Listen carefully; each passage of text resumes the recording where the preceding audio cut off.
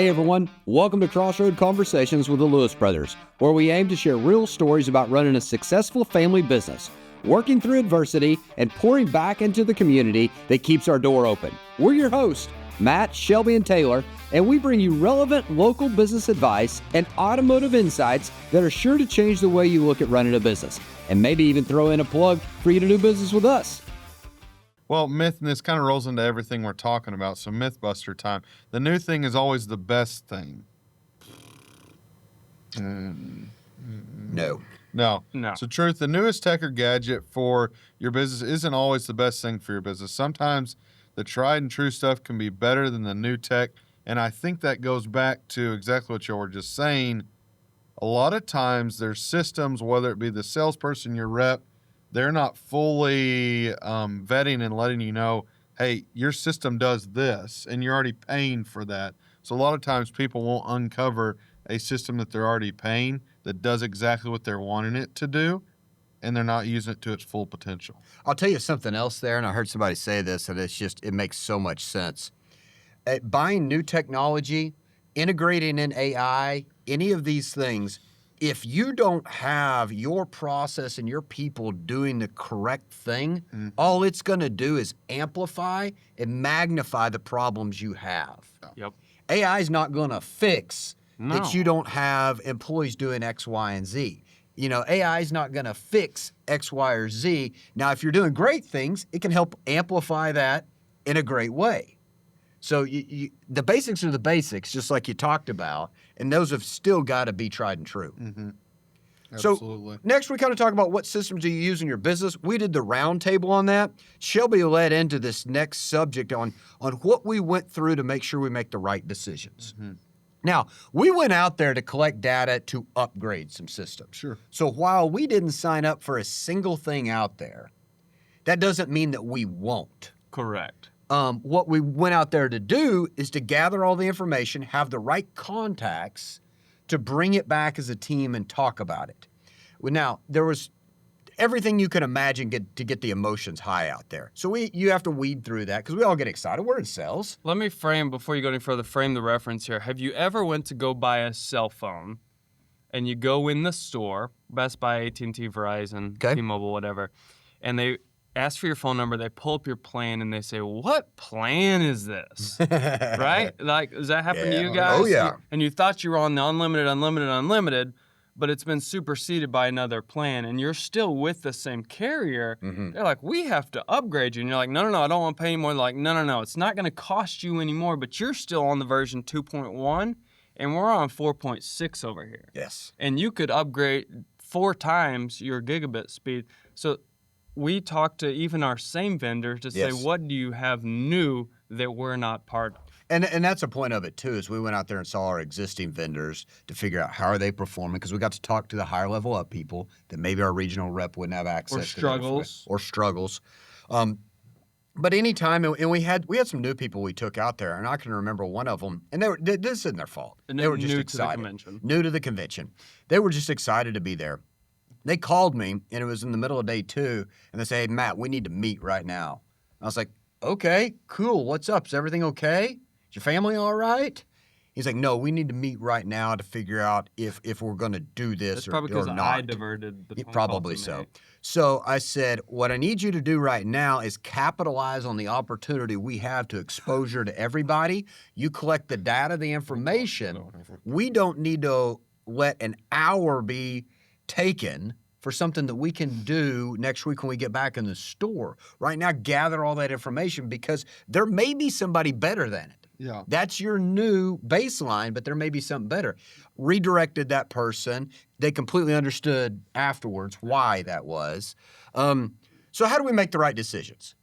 One, we look at it. We let the dust settle and the emotions settle and go, oh, is this going to enhance what we're currently doing? Mm-hmm. Does it solve a problem, or was it just a wow system? Most of it is a wow. Most of it is. And then even if it is a wow system and it solves a problem, if the interaction with the employee, the usability of it's not there, it won't work. Yep.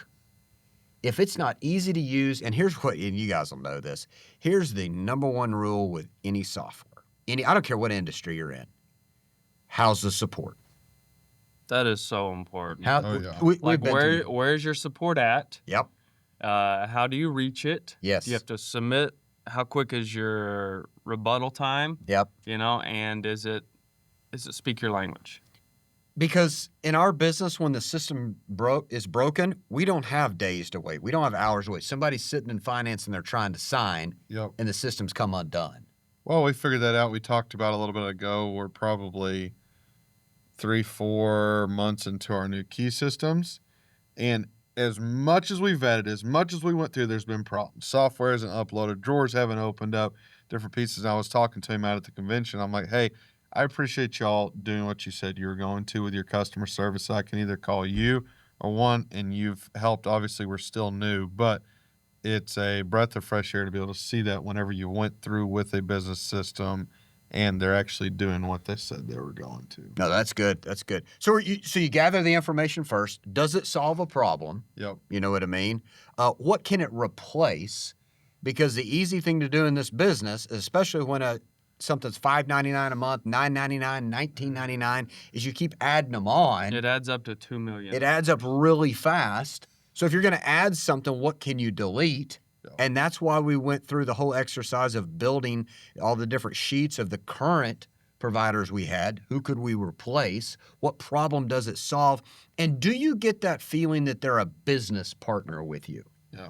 A business partner. And if you look at it through that scope of, are they a business partner, meaning do they care about helping me reduce downtime, increase revenue, reduce expenses, whatever it may be, then maybe it's a good fit. Sure. I think when you if you've signed up with one of these vendors and you do a performance call, which you should have, at minimum monthly of a performance call, when you can tell if they're really in it to help you or they're really in it to check a box and move on to the next, is if they ask you, do you have any questions? Like they lead out with that. And there's nothing wrong with that, right? They need to know. It's just like when you go to the dentist, say, hey, you having any issues, right? That's their segue to say, oh yeah, I forgot this tooth was hurting.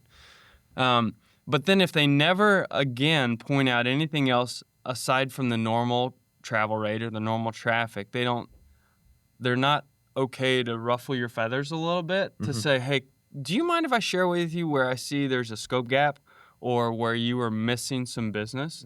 If they are too comfy with just saying like, well, holler at me if you have any questions, I'm here for you, and it feels so good, country club and this, and this, if they're not calling you out saying, you're missing right here, then it's not a good business partnership. No, I would agree with that for sure. One of the questions I'll just share with you guys that this kind of developed after we were out there, and then we sent it out and talked about it as a group, is here was a filter to ask any of these vendors. If it's gathering information, or if it's a lead, or if it's a chat, or if it's an AI, is it taking that information and writing back to our DMS and updating the customer record? And why that's important is they may have an amazing tool, but if your team who's interacting with your customer does not get access to that or has to log into a different dashboard to get it, the chances of them actually using it go way down. If it can write back to your central hub, which is our DMS, it's right there in there. So a service advisor, when they're talking to the customer, they can see that chat. They can see that information. They're buying a vehicle. They can see that information. The salesperson can. So does it write back to the original records? Yeah. And that's a problem with some of our systems is it's really good in service and we do nothing with it in sales. Like it doesn't have it's not a 360 style approach. No, and so then there's parts might have a really good relationship with this customer because they're wholesale parts and they have a huge fleet, or the same thing with service or the same thing with sales. Sure. They don't get that because that salesperson's not going to help in service. They might introduce them to them and then all the way around. So if that system cannot, which to be frank and honest, there's very little that can be a 360 platform there, then that customer relationship that you've built often falls off because they don't know all the details. Yeah. Think about that customer that you've worked super hard with to build that relationship, and you always give them a little bit above and beyond in the experience. When they get to service, do they get that until they build their own relationship there? And I think, let me help some of y'all that are going, well, why does service need to know what sales is doing? Why does sales need to know what service is doing? If you're trading in a vehicle and you've only serviced it with us, and it can pull up in the file right there, and I can thank you. I can say, hey, Shelby, thank you for keeping your vehicle up to service. We appreciate all your business. I see all your service records you've done here. Thank you for being a loyal customer. That makes you feel good, helps justify the value of the vehicle. Same thing if you're in service and you could see how many vehicles they've bought and they originally bought the vehicle from us. Say, hey, Taylor, thanks for buying that F-150 from us. We appreciate all the business you and your family have done with us. Let's roll you straight into this and make sure that F-150 stays on the road for a long time. It's just working together, and it's being a joint team. That's really what makes the key to makes the process different. Now, I will tell you this. We haven't found the perfect solution for all that yet. No, but there's some basic and simple things that help you allow to tag that customer. Think about that. If you're in the HVAC world, when sales sold them this system, they said, hey, let me upgrade to 12-ton, 6-SEER system because it's more efficient. When service comes out, if they said, hey, I see you upgraded your system, I think you did great. It makes you feel so good inside about spending more. The same thing, at a spa. If they're like, hey, you upgraded to get the quad pump, and it's going to filter so good. You haven't had to blow through products, have you, Matt? No, I haven't. And he's like, yes, I bought the up. You're like, right? And that was a key point to why he bought. Now, if service knows that, you're like, I made the right decision. I love this team. They come to me. They take care of me. Yep. If I'm able to put a note on a customer that say, hey, they would love mobile service or pickup and delivery, and I establish that at time of purchase, and it's like, hey, it's time for your service. Can we come pick it up from your work today? Yeah. And they're like, oh my gosh, these people know me, right? You want to talk about customer for life. That's what it's about. Makes them feel good. Everybody's got that sign on them that says, make me feel special. Yeah. They really do. And you got to flip it on. You got to flip it on. Okay, if you guys had to say one word that you saw everywhere that was the buzzword on the expo floor, what would it be? AI. It was AI. So AI is being talked about everywhere. And even though we like Alvin AI, Iverson. AI, by the end of day 2, we're like, we don't want to hear about your AI. And so that was an overused buzzword, and I'm telling you, of the 300 vendors, 299.9 of them said AI. I think Ron at Broadway said AI. The people with the keychains, somehow. It was like, AI design. What is going on? And here's the problem. Because there was so much fatigue of it, some of them that were necessary never stood a chance. But if you're getting into AI, so one of the things that we've talked about before, but we really learned out there, is whatever system is saying they have AI integrated, have they taught the AI platform to think like that industry? Yeah. Because if not, you're going to have to do that. And AI is great, but if you don't train it and you don't teach it what you want, it's not going to be any good at all. No. It's no different than raising a kid. It was also important if it lived internally or if it was an add-on. And I don't expect everyone to build their own AI or their own LLM system. Yeah. You're not going to.